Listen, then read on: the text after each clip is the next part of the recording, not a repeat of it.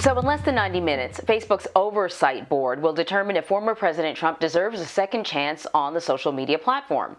The site banned him following the deadly January 6th attack on the Capitol, accusing him of inciting violence. And CBS News has learned that the board won't be looking at the entirety of his Facebook activity, but rather a single post. And Facebook says whatever the board decides to do, it will follow. So Professor Lawrence Tribe is here with me now. He's a professor of constitutional law, emeritus at Harvard Law School. Thank you very much for joining me, Professor Tribe. So, of course, Facebook and other social media sites, they're private companies, right? They can say yay or nay to behavior on their platform. But from a constitutional standpoint, can they be violating First Amendment rights by denying people the ability to post on their platform? No. First of all, let me say thank you, Anne-Marie, for having me.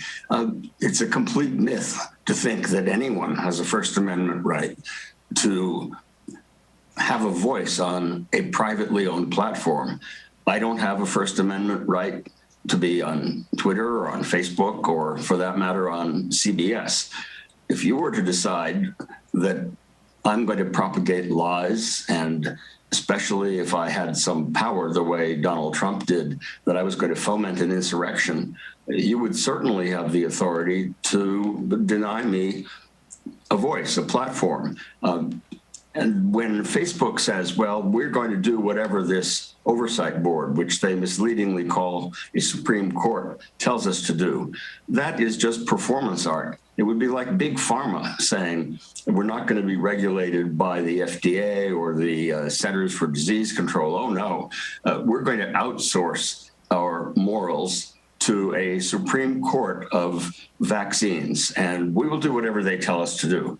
Most of us would realize that that is a sham, that it's a fraud. Zuckerberg, very cleverly, through his PR machine, has gotten journalists around the country and around the world to focus on this phony decision that's going to be announced in an hour and a half from now.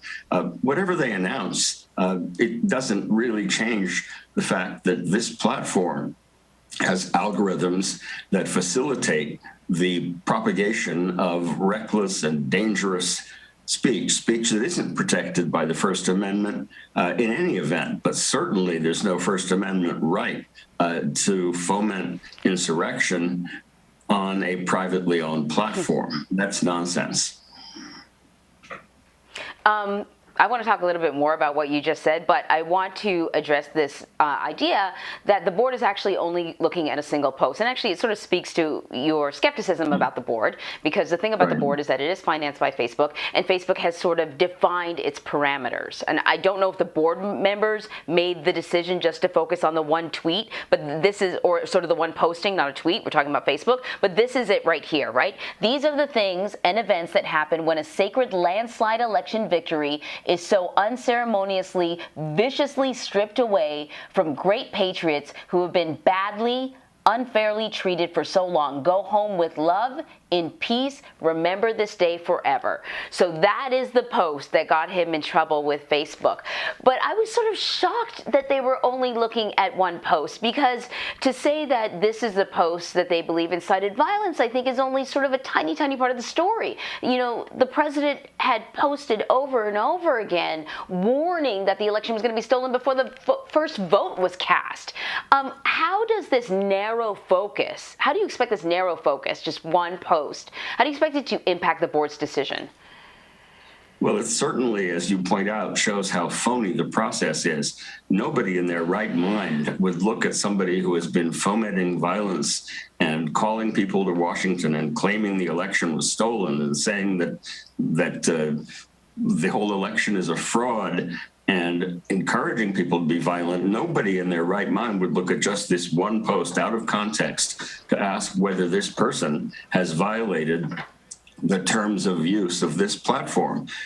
So you've put your finger on it. This is, in effect, Exhibit A for how ludicrous the enterprise is, it does make it more likely that they will say that he should be put back on the platform. And then you can imagine that Zuckerberg and Facebook will say, you see, the platform has an independent Supreme Court. We're not in their hip pocket. We said he should be pulled off, and they told us to put him back on, and we're going to do what they said. And of course, thereby increase our reach and our revenues and cause more violence and foment more falsity. It is profoundly misleading. It would be as if Big Tobacco said, we're not going to listen to any governmental oversight or allow ourselves to be sued. We're simply going to create a tobacco Supreme Court of people that we select, people that we pay, people who will do our bidding, and people who will disagree with us when it's convenient. We really should not allow ourselves to treat this as a significant event. We should treat it as a deliberate performance art, a deliberate performance that is designed to distract our attention from the real problems of platforms like this that have enormous power, irresponsibly allow people to propagate lies and hate through their megaphone, and then sit back and say, but we're not responsible for any of the harm that they do. So I'm sure that Mark Zuckerberg would say, we have been working diligently to identify things that are untrue on the platform, to flag them, to give people who use our platform at least the tools or the heads up that, some of the information they're reading has been questioned. We created this board in order to be a step ahead of these sort of problems. And, I'm Mark Zuckerberg. I'm taking a hands-off approach to the board. They can do whatever they want. 20 independent people. I'm sure that is going to be the argument. But and we've been tweaking our algorithms and so on and so. I'm sure you've heard them all.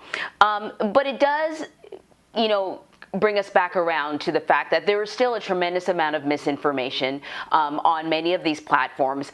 And though I'm sure Mr. Zuckerberg believes that his understanding of the platform puts him in a better position than perhaps some lawmakers to police it, because, we saw some of the times that he's been questioned by lawmakers, having lawmakers ask him, well, how do you make money on the platform? And him having to explain the ad revenue, makes you think, I don't know, maybe some of these congressmen and senators don't know enough about this new way of communicating. That's not so new. But anyways, I bring that all back around to say, if these platforms can't police themselves, is it time for federal regulation? Is it time for the government to step in? Well, there are different ways that the government can step in. I'm not proposing that there be a big censorship board. I think that would violate the First Amendment. To have somebody tell private media, whether they are in the internet space or the old print space or television, to tell the media exactly what to publish. That's not consistent with the First Amendment. But we do have ways of essentially policing media outlets. We allow lawsuits to be brought by people who are harmed by deliberate and reckless lies. But Section 230, which is the section of the statute that gives immunity to social media platforms, says to people like Zuckerberg that because you are using this newfangled technique, you are free to propagate lies recklessly and, in fact, knowingly, and can't be held accountable. And he's trying to hold off any readjustment of this section of the law by saying, well, we don't need to be held accountable in possible lawsuits by the people who are harmed, by the police officers at the Capitol, who one of whom was killed as a result of the insurrection that we allowed the president to foment before taking him down finally. We don't have to be regulated or subjected to lawsuits because, after all, we have this so-called independent board that we handpicked, that we pay, and whose rules are the rules that we set. It would be as though the U.S. Supreme Court was told by Congress exactly how to review its statutes and whether or not they could be reviewed. What kind of legitimacy would that give the Congress of the United States? It really wouldn't. You can't outsource responsibility to somebody who's under your thumb. Professor Tribe, I could talk to you for a whole hour, but we are running out of time because the show's only an hour long. Thank you so much for joining us this morning. Thank you.